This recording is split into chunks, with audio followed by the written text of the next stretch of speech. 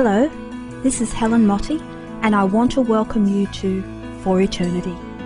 I put my heart in your hands and you taught me to fly.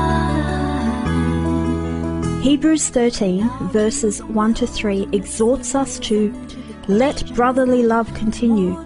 Do not forget to entertain strangers, for by so doing some have unwittingly entertained angels. Remember the prisoners as if chained with them, those who are mistreated, since you yourselves are in the body also. In this edition of For Eternity, we are going to Eritrea, a country I had not even been aware of until recent years. Eritrea is located in the Horn of Africa, bordered by Sudan in the west, Ethiopia in the south, and Djibouti in the southeast. Eritrea also shares maritime borders with Yemen and Saudi Arabia. The capital is Asmara, and the name Eritrea comes from the Latin name for the Red Sea. Before we turn our spotlight on this country, which is number 9 on Open Doors 2015 World Watch List, I'd like to read you this testimony from North Korea. The year is 2001. We read, Kim had come home unable to speak. His mother could tell he was in shock and sat with him, soothing him and trying to find out what had happened. Finally, he began to open up to her. I was with one of my best friends today when 2 police officers approached us. They grabbed my friend and accused him of being a Christian. One of the officers knocked him to the ground while the other took out his gun. My friend didn't get angry or curse anyone. He didn't even try to defend himself. Even as the gun was pointed directly at him, his face remained peaceful. He looked straight into my eyes, and without speaking a word, I knew exactly what he was saying. He wanted me to believe the same thing he did. And then he just said, "Bless them." He was executed right in front of me because he was a Christian. I do not even know what a Christian is. I don't understand any of this. Kim's mother held his head in her hands. There were tears in her eyes. Now it was she who was in shock. She then told him simply, "I understand." How could you possibly understand why they would kill my friend? She slowly began to tell her son about her Lord Jesus Christ, how he had miraculously been born of a virgin and crucified on a cross to save all those who would believe in him. As she continued sharing with her eldest son, she began to sob. Now it was she who couldn't go on. She felt the pain of never daring to tell her son about Jesus Christ, lest his fate would be like that of his friend. She also felt the overwhelming joy of knowing that God had not forgotten her son, but allowed someone else to bring him the gospel. Finally, she told him, God allowed you to witness the martyrdom of one of his brave children. As those bullets hit his heart, a seed of hope was planted in yours. The son prayed that night and received Jesus Christ into his life. He was filled with joy as he embraced his mother and thanked her for telling him the truth. But suddenly he began to weep again and appeared distraught. Confused, the mother asked, "Now what's wrong?" "My brothers," Kim cried. "They do not know Jesus. We must tell them." His 3 brothers soon came home and discovered their older brother and mother crying together. Their first thought was that something terrible had happened to their father, and they quickly knelt down beside their mother asking what was wrong. With unnatural boldness, the eldest son stood up and responded, "You should also receive Jesus Christ." Before the evening had passed, all 3 had done exactly that.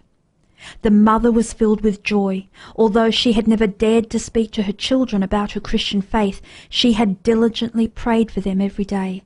Now that her children had accepted Jesus, she began cautiously looking for a Bible so they could learn more of God's Word. But she could not find any. Eventually, her older son secretly crossed the Yalu River into China in search of Bibles. You can imagine the look on his face when he finally came across a miniature Bible in the Korean language. He pleaded with the Christians in China, asking how he could obtain some of these Bibles. Regrettably, no more were available. Refusing to admit defeat, he told the Christians the dramatic story of how he had witnessed his friend's death and how he and his brothers had learned of Jesus Christ. Before departing for North Korea, he said, "I am in need of 5,000 of these Bibles to share with my family and others in North Korea. I will be back in 1 month to pick them up." Hearing of the request, some Christian workers hurriedly printed 5,000 copies of the miniature Korean Bibles. Over the next year or so, Kim returned on several occasions to smuggle the Bibles back across the border. All 4 of these brothers are now actively sharing their faith, knowing firsthand the consequences if they are discovered. Since their last pickup of these Bibles, some months ago, no one has heard further news of them.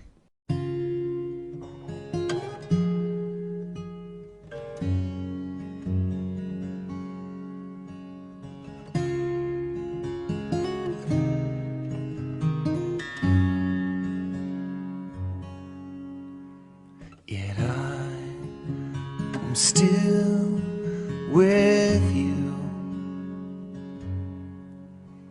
You hold me by my right hand. You guide me with your counsel. And after you will take me into glory.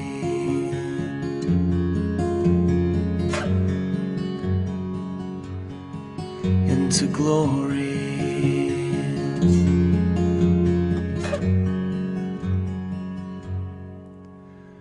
Whom have I in heaven but you? Whom have I in heaven but you? And the earth has nothing that I desire besides you.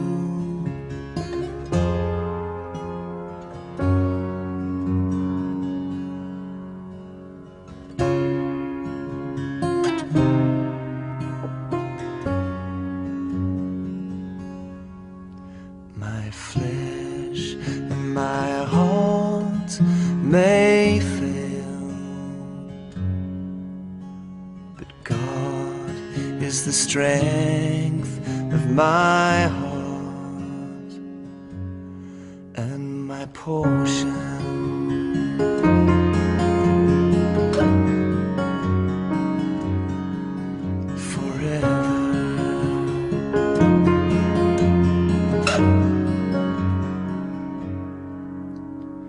Whom have I in heaven but you?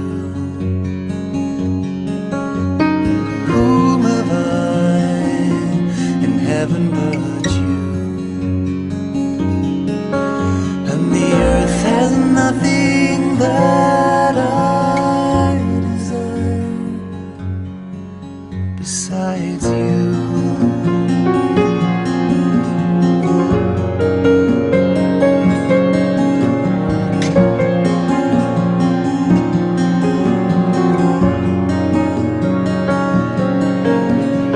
Those who live without you surely die. Those who live without you surely die.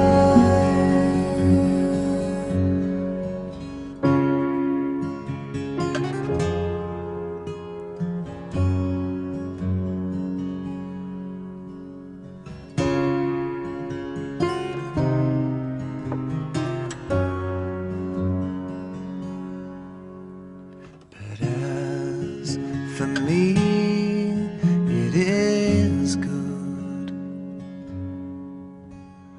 good to be near God. I have made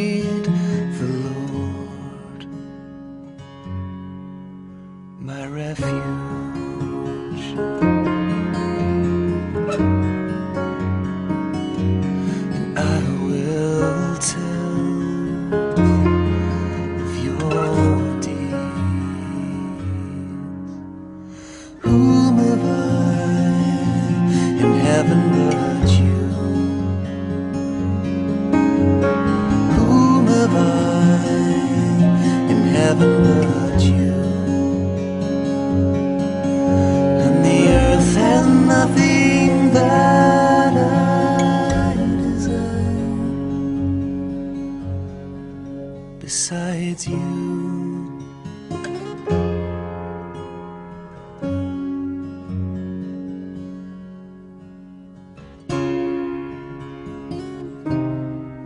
Ecumenical News webpage posted this article in May 2013. We read, "A Christian leader in Eritrea says that religious persecution in the northeast African country is at its highest level ever and getting worse. World Watch Monitor, the news outlet of Open Doors, a Christian charity, reports.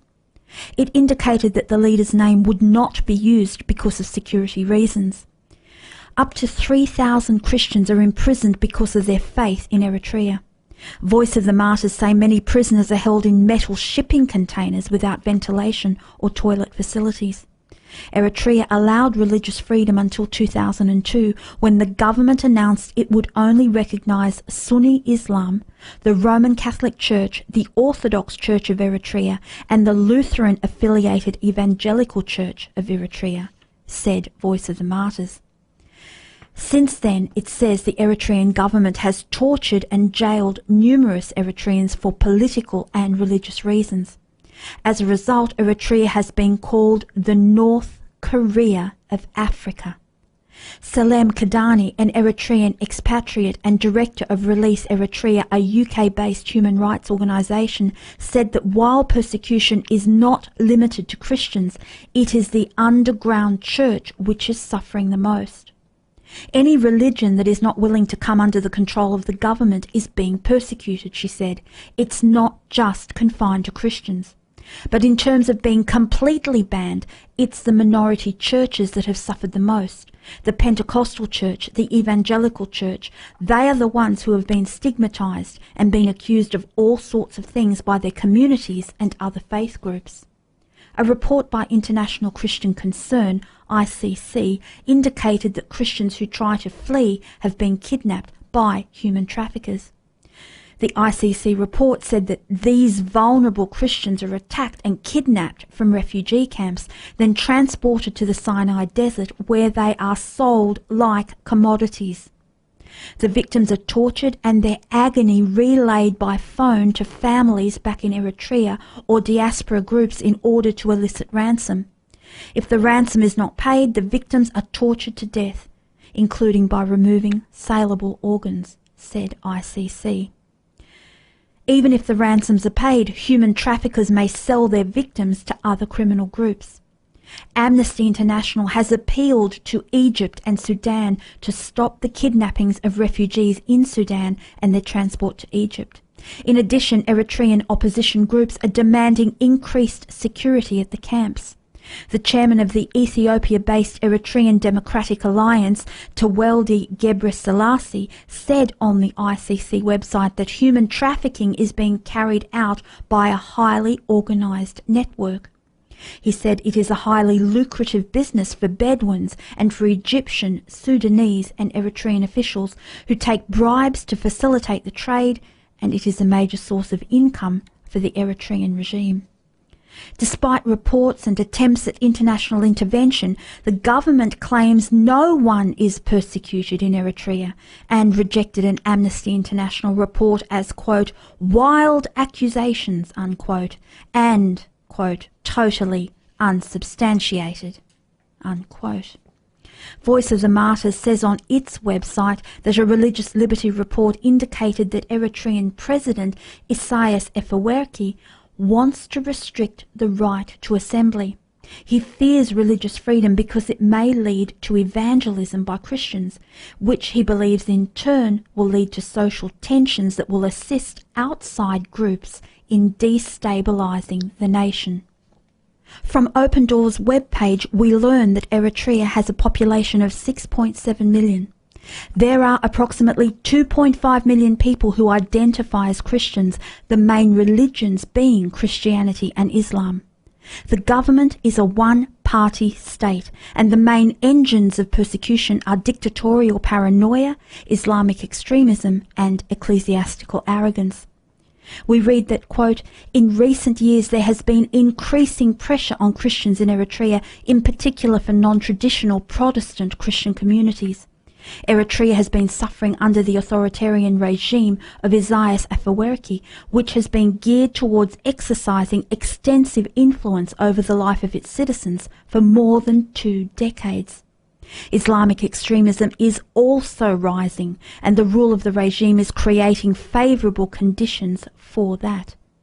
The government intensified its crackdown on Christians, leading to more than 138 arrests of believers and church leaders without due process of law."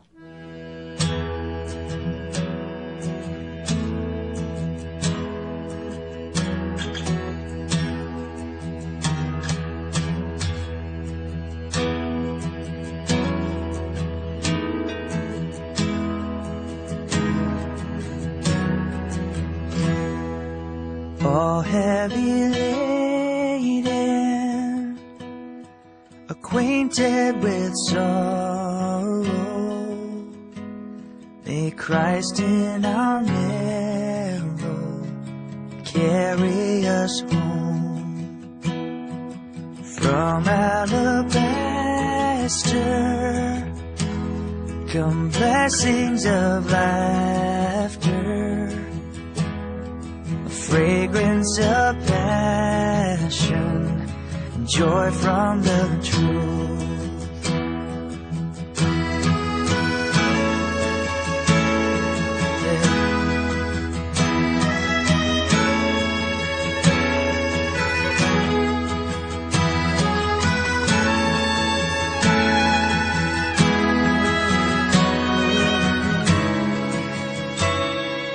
Grant the unbroken,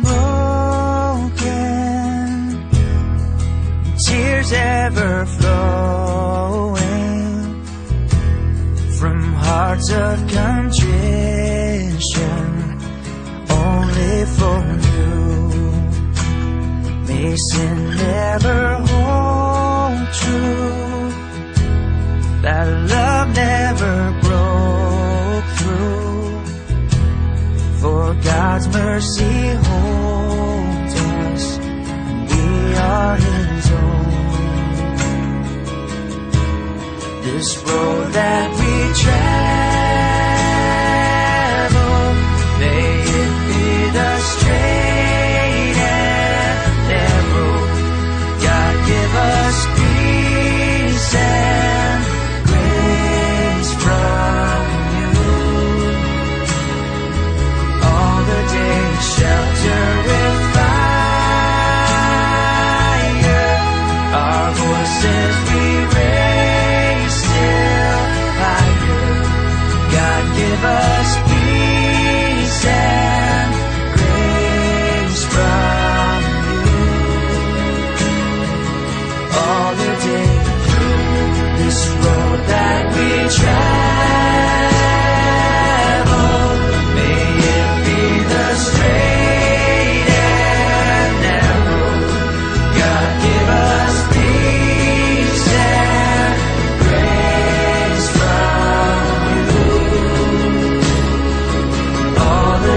shelter with fire, our voices we raise still higher.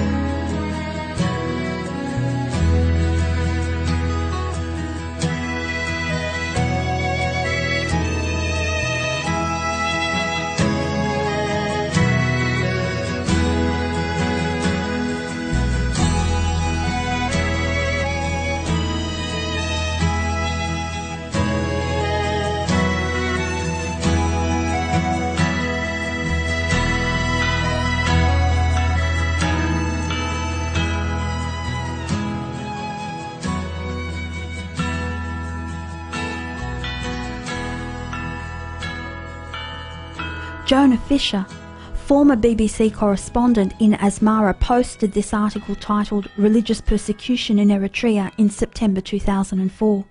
We read, "If you are Catholic, Muslim, or a member of the Orthodox and Evangelical churches in Eritrea, then it seems you can breathe easy.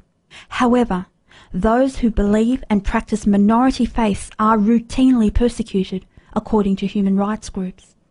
2 years ago, the Eritrean government introduced a registration system for religions which forced groups to submit information about themselves in order to be allowed to worship. Apart from the aforementioned, other faiths have not been recognised, and human rights groups have regularly complained that people practising minority religions have faced harassment. I went to visit a small part of a Christian Pentecostal church that has been banned from meeting for the past 2 years. When I arrived in a small dark room of a private house, 12 men and women faced away from each other, looking to the corners of the room. Lit by just a small lamp, some of them are singing, some praying. Occasionally one breaks into prayer and collapses to the floor. The congregation has divided into small groups. There are 10 other gatherings just like this taking place across Asmara tonight. These people are very trusting of each other, just by being here and praying together. There have been numerous occasions reported around Eritrea of neighbours and friends of worshippers informing the authorities. A few days later, I arranged to meet a man who I will call Samuel. Samuel was attending a religious service just like the one I was at when soldiers arrived. I was praying with 6 people at a house one evening, and the soldiers came into the house, watched us for 1 minute and said, "These meetings are forbidden," he told me. We were beaten with sticks and then taken to a police station. Samuel told me that he and the other Pentecostals had spent the next 3 months being moved between different locations where they were regularly beaten. We were put into a metal shipping container with 9 Jehovah's Witnesses. One of them was in his 90s. During the day it was very hot, and at night very cold. Eventually Samuel said he was released after signing a document in which he promised to return to Orthodox Christianity. His case, it seems, is not an isolated one. I spoke to one American journalist while she was in Eritrea undercover researching religious persecution. She asked that I not mention her name so that she can return to the country. She told me she repeatedly heard from individuals telling her police had taken them off and beaten them after interrupting them praying at home with friends. They were then told they were an enemy of the people and forced to either sign a paper or kept in jail if they wouldn't sign and left in containers. All of these things are just happening repeatedly over and over from people of all different Christian denominations and the Jehovah's Witnesses. So it is very pervasive of any group that are not part of the 4 major religions, she said. The evidence she has seen herself is undeniable. I've seen the scars on people's legs, I've seen their tears, and it's very real, and they live under a lot of fear. I was asked to leave Eritrea before I could get a government response to my research and experiences, but a statement from the Foreign Ministry rejected accusations of religious persecution from the United States. The government seems to have decided that anyone who does not follow a certain standard is an enemy of the people, is an enemy of the state. It is afraid that people who consider their highest allegiance to be God at some point may not be patriotic and follow the state's instructions. At a time of growing tension both with Ethiopia and Sudan, it seems the Eritrean government is determined that nothing, not even religion, should fall outside their control.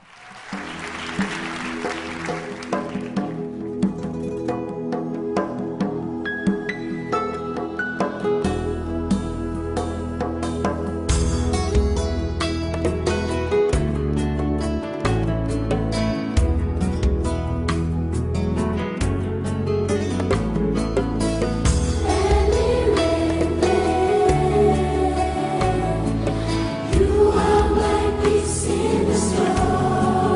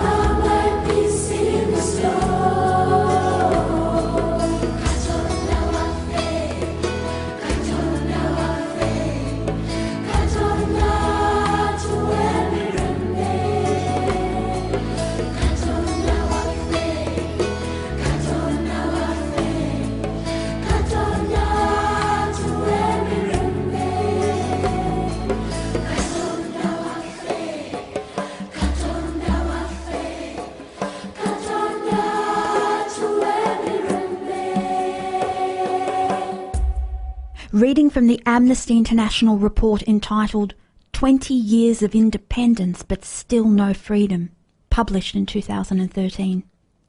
On 24th of May 1993, the state of Eritrea was formally recognised as an independent nation.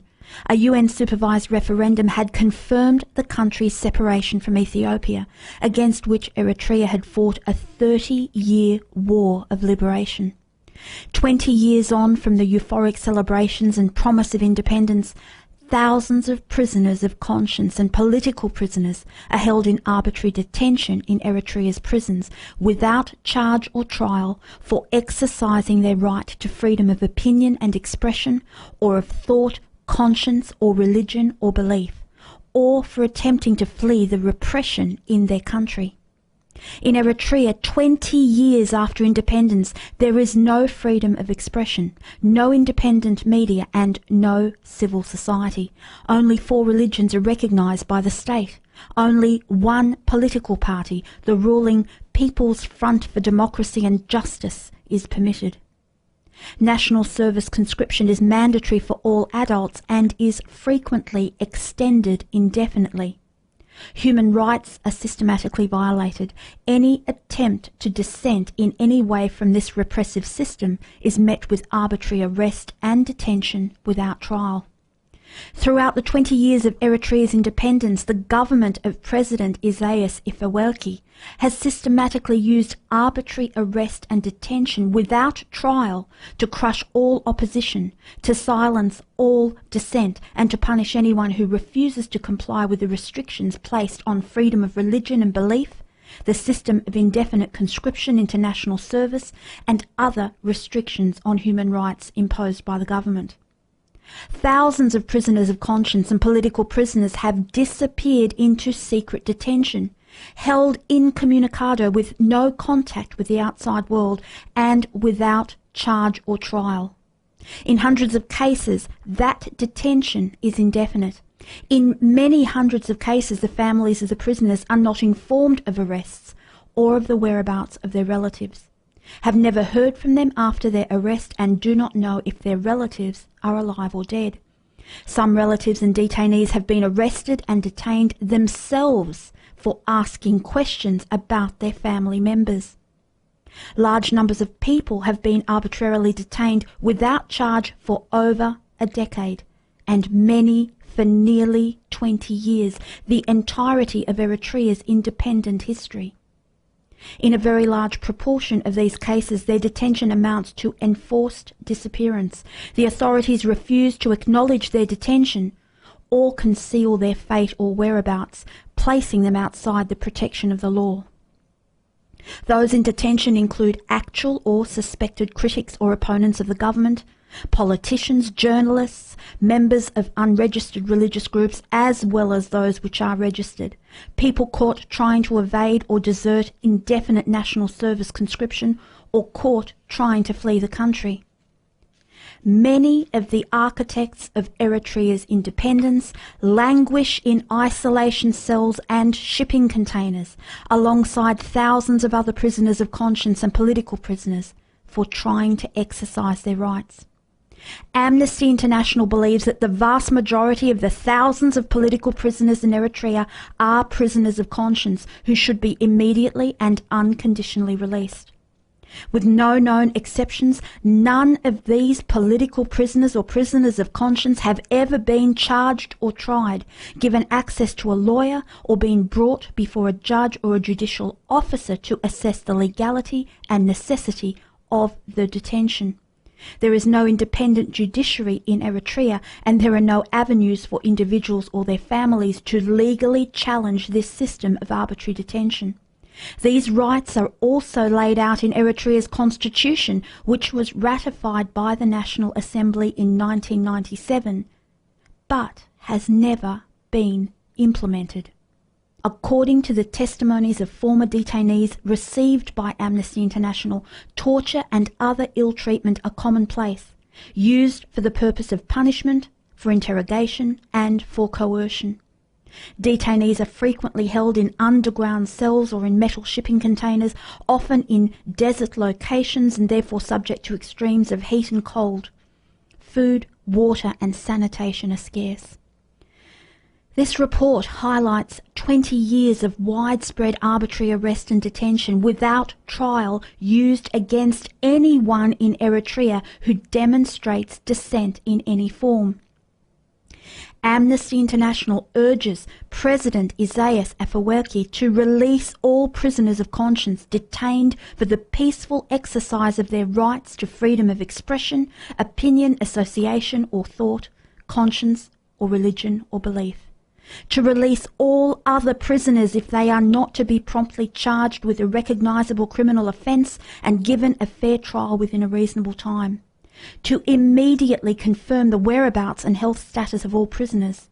To end the use of torture and other ill treatment. And to provide all detainees with immediate access to medical care. Oh, freedom, oh, freedom, oh, freedom over me. And before I'd be a slave, I'd be buried in my grave and go home to my Lord and be free. No more weeping, no more weeping, no more weeping over me. And before I'd be a slave, I'd be buried in my grave and go home to my Lord and be free. There will be singing, there will be singing, there will be singing over me. And before I'd be a slave, I'd be buried in my grave and go home to my Lord and be free. Oh, freedom, freedom, oh, freedom, freedom, oh, freedom over me. And before I'd be a slave, I'd be buried in my grave and go home to my Lord and be free. And go home to my Lord and be free. And go home to my Lord and be free.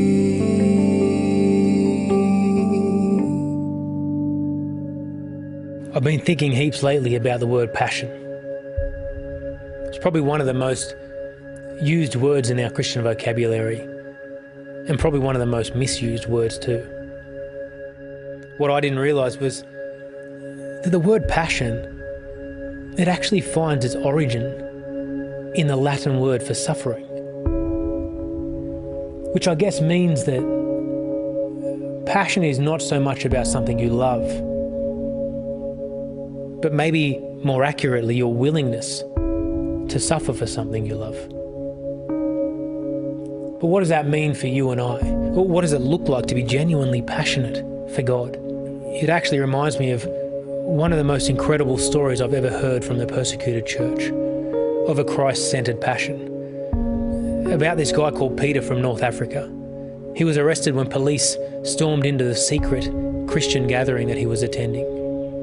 He was caught and held for 6 years without charge, in some of the most horrific conditions I've ever heard of. On one occasion, Peter was locked in a cell so narrow that he could only lie down, essentially a coffin, for 5 months. They took him straight from this coffin and placed him in an underground cell, completely dark, and they left him there for a further 6 months. When they finally pulled him out of this hole, he said not only was he almost completely blind, but his legs were paralysed.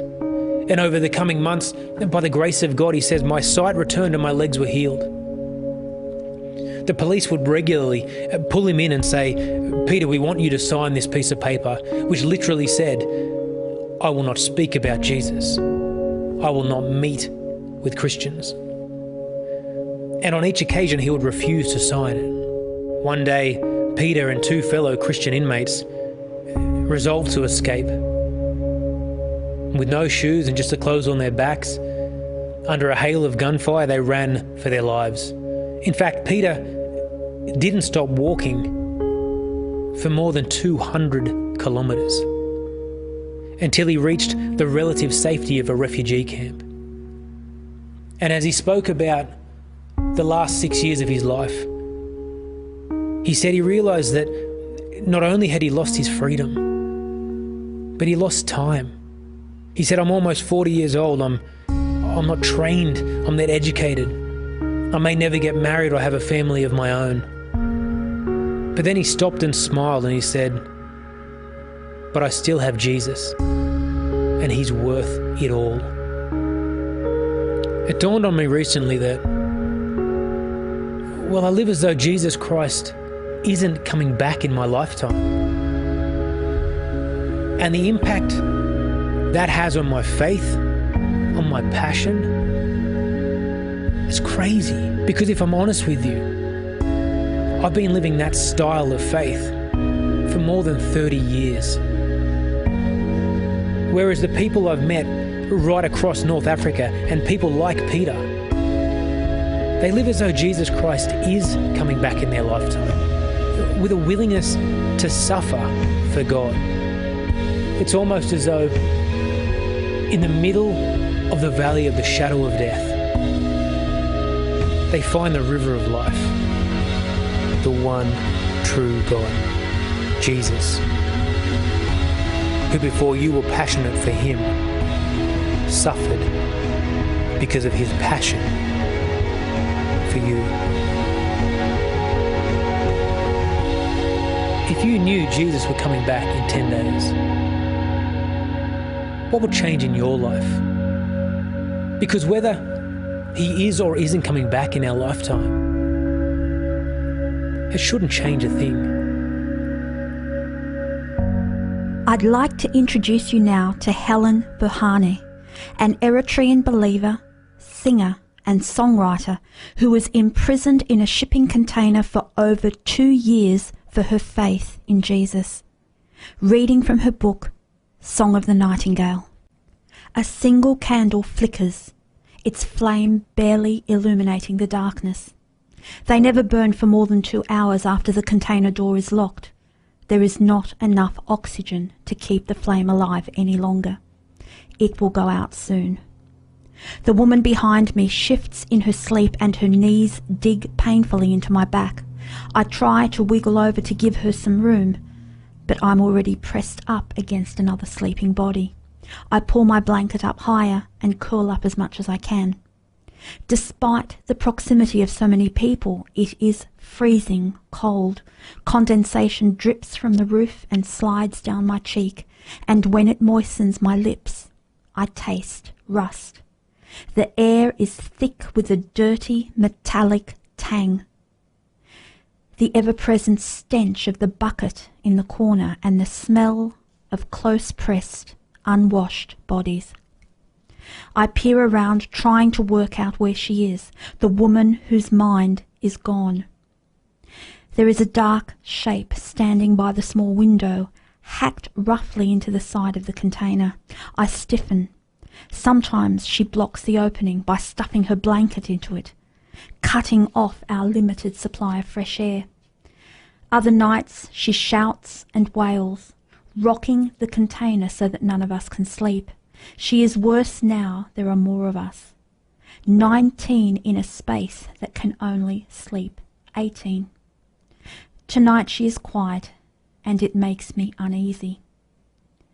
But I am so tired, and so I force my body to relax against the hard floor. Abruptly the candle snuffs out. I close my eyes and I think of my daughter. Please, Lord, keep her safe. The floor creaks. Someone must be getting up and stumbling across the sleepers to the toilet bucket. I try to shut the noise out. Suddenly, without warning, hands close on my neck like a vice. My eyes fly open, but it is too dark to see. Then there is a guttural snarl, and I know that it is her, the mad woman, her fingers tight on my throat. I push myself up, but I have no breath to scream, and I am not strong enough to shake her off. So I do the only thing I can do. I bang my free hand on the wall of the container and kick out. All around us, prisoners are waking up. One tries to pull her away from me, but now she has one hand on my throat and the other knotted in my hair, yanking it away from my scalp. I gulp down a breath and manage to scream. The other prisoners start to shout too and bang the sides of the container. There are shouts now coming from outside and the sound of hurrying feet, the screech of the bolts sliding back, and the pop as air rushes into the container, and then the doors are flung wide open. My eyes burn as torchlight sears across my face, and then a guard is yanking her away from me and beating her about the head and body with his baton. I fall onto all fours, gasping in air.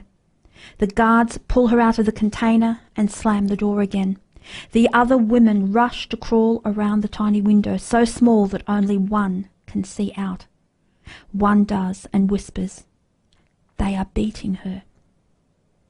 Her voice is low so as not to anger the guards, who do not like us to look out. She risks another glance. They have tied her outside. The others start to lie down again, looking forward to a few hours of sleep before the guards come again to march us to the toilet field. I lie down too, but my scalp feels as though it is on fire, and I know that I will not sleep tonight. Sometimes I cannot believe that this is my life. These 4 metal walls, all of us corralled like cattle, the pain, the hunger, the fear, all because of my belief in a God who is risen, who charges me to share my faith with those who do not yet know him, a God who I am forbidden to worship. I think back to a question I have been asked many times over my months in prison. Is your faith worth this, Helen? And as I take a deep breath of the sour air, as my scalp stings, the mad woman rants outside and the guards continue on their rounds. I whisper the answer, yes.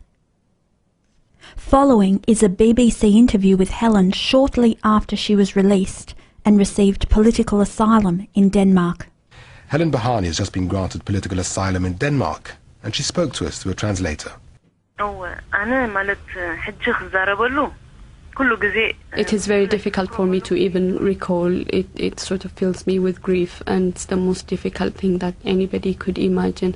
I was beaten up from almost the day that I entered prison until the day I left prison. I was beaten up severely. There were times when I was deprived food, and other things also happened to me there. You were kept, weren't you, in a shipping container for 2 years. What was that like? I was in a container for 30 months of that time. There were times when I was in different types of cells, underground cells. The containers are very difficult to live in. There isn't enough light, there isn't enough air even, and during the day it gets unbearably hot, and in the nights it's extremely cold, and on top of that you've got your injuries as well. And all the time, you already said they kept on beating you. What were they trying to get you to do or to say? They were asking me to leave my faith. And did it ever cross your mind that you should do that? No, it has never occurred to me, because I am prepared to die for my faith. So how did you eventually manage to get out?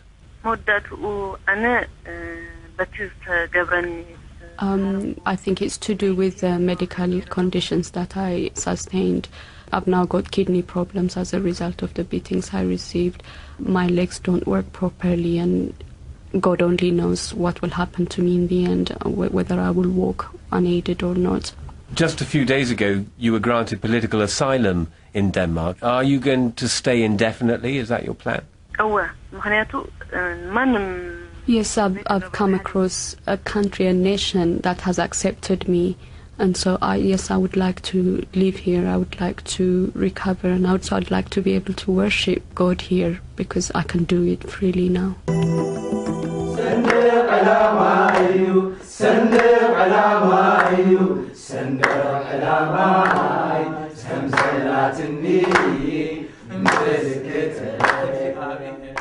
My husband has been in prison in Eritrea for the last year and a half. The government arrested him because he was preaching the gospel. I would like all Christians to pray that my husband is released. I need my husband, and our 3 children need their father. I feel sad and I feel very sorry about the way things are happening in Eritrea, especially the way the government is persecuting Christians. It is a very personal thing for me because this has affected my life. But I also feel the pain of those who are being persecuted and those who are imprisoned.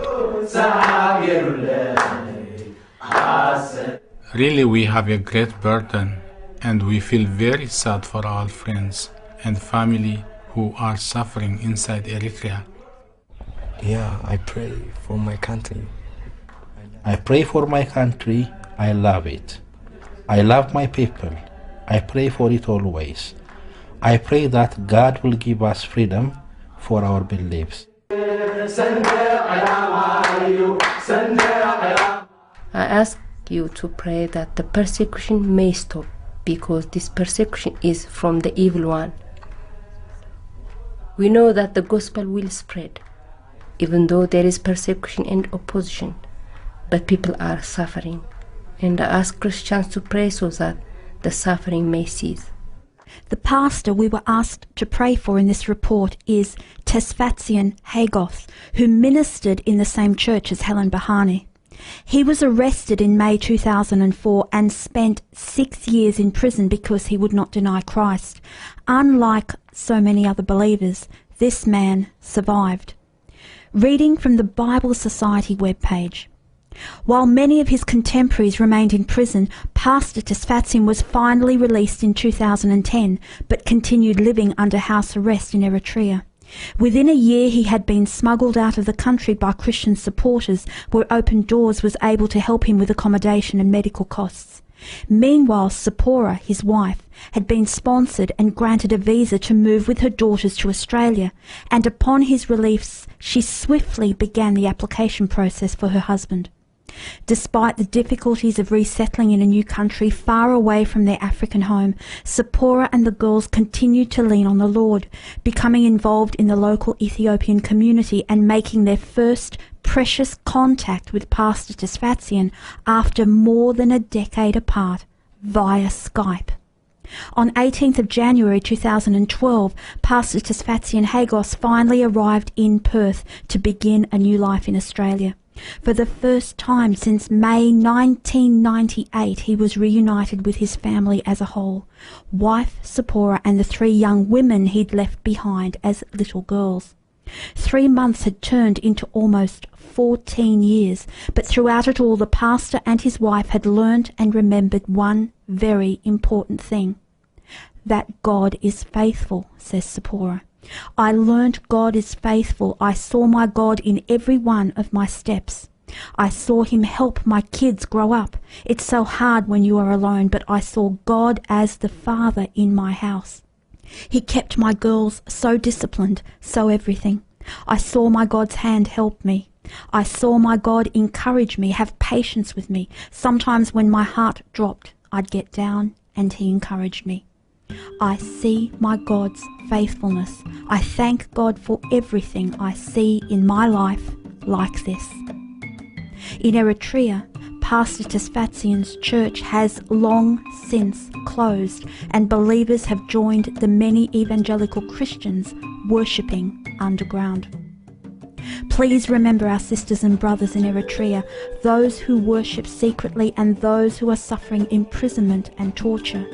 Pray for all prisoners of conscience in this country that has been referred to as the North Korea of Africa.